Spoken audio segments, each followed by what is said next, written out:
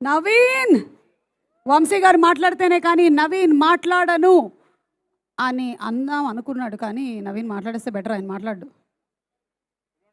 వంశీ గారు ఒకటోసారి, వంశీ గారు రెండోసారి, వంశీ గారు ఫంకీ ప్రీ రిలీజ్ ఈవెంట్ గురించి మాట్లాడడానికి వెళ్ళిపోయారు.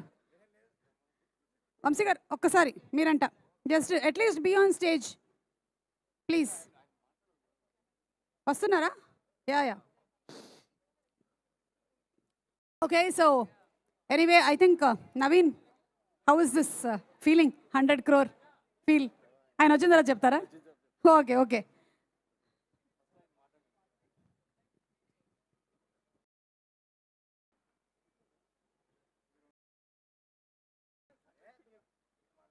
ఇది కరెక్ట్. అట్లీస్ట్ ప్రొడ్యూసర్ని బెదిరించైనా మాట్లాడించాలి. రండి. మీరు చాలాసార్లు మాట్లాడారు, అలా అయితే నేను ఎన్నిసార్లు మాట్లాడుంటాను? యాక్చువల్లీ ఏ ప్రొడ్యూసర్కైనా ఇలా సక్సెస్ ఈవెంట్ పెట్టినప్పుడు డిస్ట్రిబ్యూటర్లు మేము కట్టిన డబ్బుకి రూపాయికి రూపాయి వచ్చిందని, లేకపోతే డబుల్ చేసిందని, లేకపోతే కమిషన్ వచ్చిందని చెప్పడమే పెద్ద ఇది కదా, సక్సెస్ కదా. అదంతా వాళ్ళే చెప్పారు కదా, ఇంకా నా సైడ్ నుంచి నేను చెప్పేది ఏముంటుంది? మీరు ఇందాక నుంచి ఫ్లాట్ కొంటారా, కార్ కొంటారా, ఎన్ని నేను తనతో మాట్లాడతా, మీరు ఎందుకు ఆయన రెచ్చగొడుతున్నారు ఇందా నుంచి?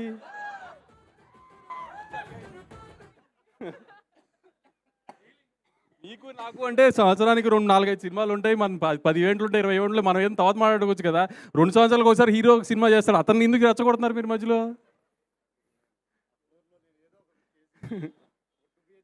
మన ఇద్దరిని కలిపి కొంటది ఆవిడ, మీరు ఆవిడికి మనం గిఫ్ట్లు ఇవ్వడం ఏంటి?